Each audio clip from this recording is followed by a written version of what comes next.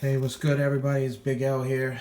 I'm talking to you today about bootlegs versus the real deal Holyfield, the Tinker Hatfields, the Retro 3 Jordans. I love these things. I'm going to jump right into it real quick.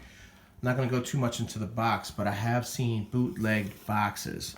Just kind of look for this little circle in here. It's going to be small. Make sure everything's crystal clear. You're going to see US markings over here. I got these from Shoe City around my way, but let's get into it.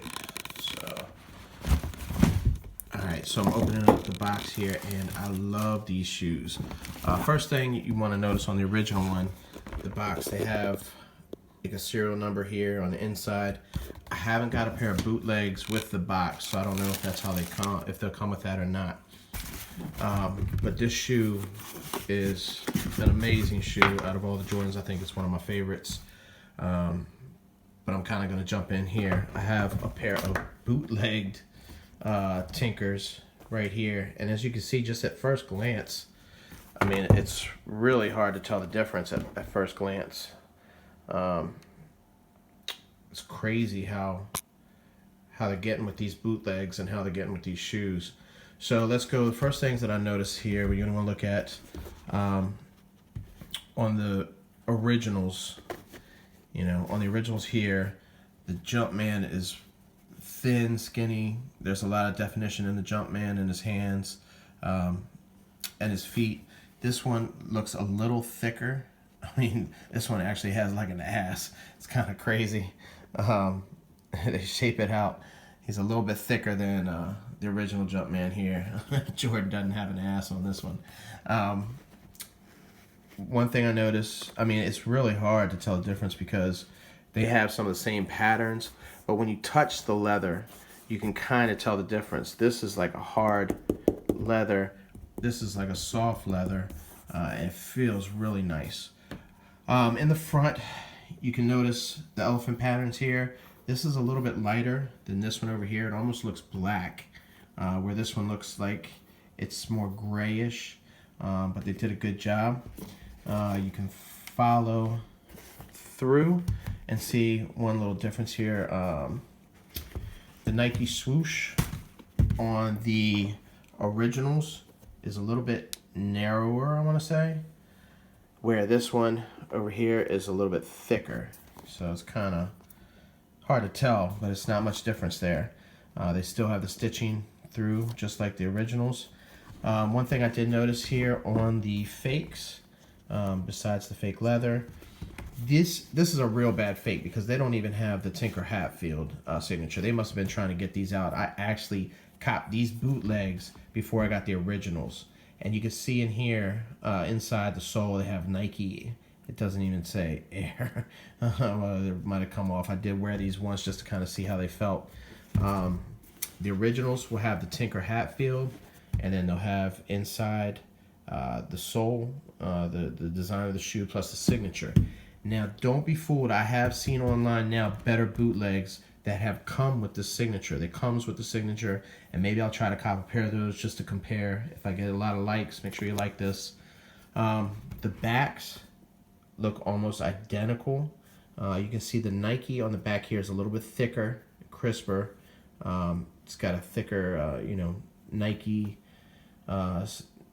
lettering, where this one is kind of thin, and especially in the E's, you can really see it in the E's, but these are thin.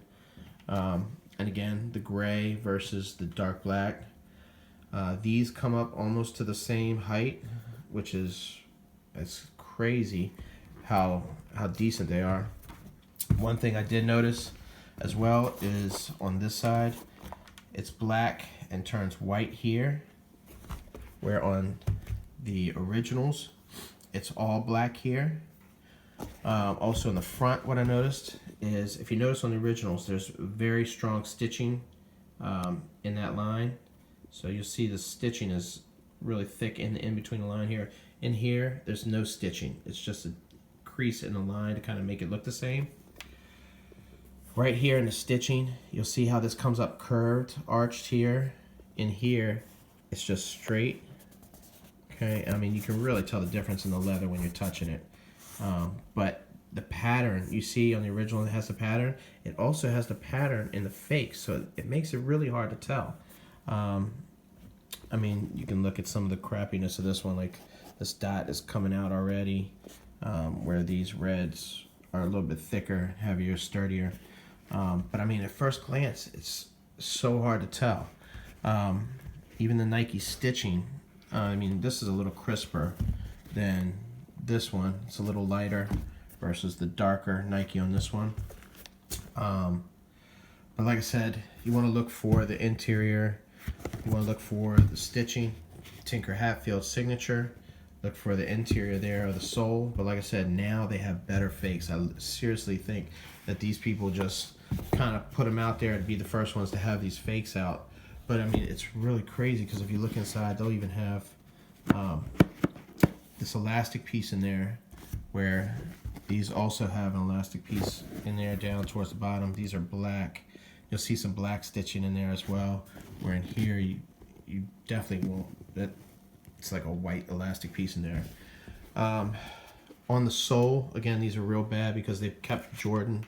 Sorry, they kept the Jordan on the bottom. I mean, the pattern is perfect. The bottom of it, the pattern is perfect in every way compared to this, except for the fact we have Nike on the originals and they have Jordan on the originals. But I mean, if you turn them up and you look at the patterns, it's crazy. I wish I could kind of put them, like these haven't even been worn. I did wear these once just to see how they would feel. I don't like wearing the fake ones out, but I wore them around the house to kind of see how they felt. The tongue is a lot thinner compared to this thicker padding here. But I mean, it's insane. They're getting better and better with the bootlegs, people. So be careful when you're buying them. I'm gonna see if I can cop. I mean, you can cop these for like $45. These are retail in the store for $200. It's definitely worth the extra $150 to get these because these are gonna last you. These are gonna fall off, but fall apart. It's absolutely amazing how they look. I think if somebody wore these on the street, you probably wouldn't be able to tell the difference just by wearing them and walking. You would not be able to tell the difference, in my opinion.